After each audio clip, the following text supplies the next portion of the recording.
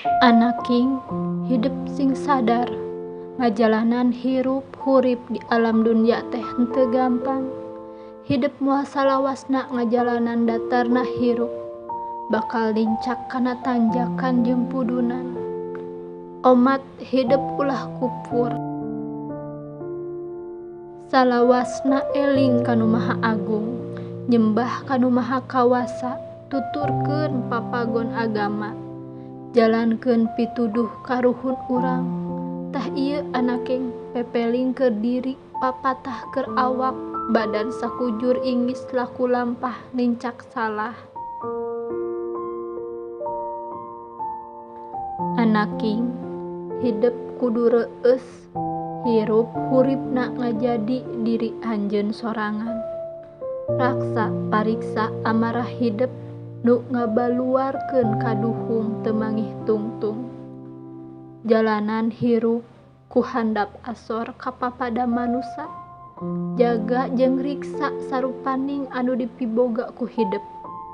Soca tina tingalieun, ceuli tina dedengieun, letah tina ucapkeuneun, leungeun tina cabakeuneun, suku tina lampahkeuneun.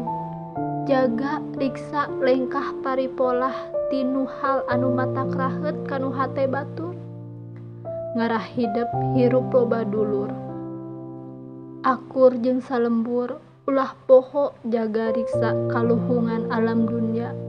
Da Gusti anu Maha Suci nyiptakeun alam dunya teh pikeun diropea estuning keur hirup huripna hidup jeung papada umatna. Anaking jimat awaking, dina ungareng hapan nu jadi indung Bapa, kaluar doa anu mustajab pikeun anak-anakna. Ngarah hirup pinanggih jeung kabagjaan, kajembaran pikeun pibekeuleun dina egoning ngajalanan sagala kahirupan di alam dunya.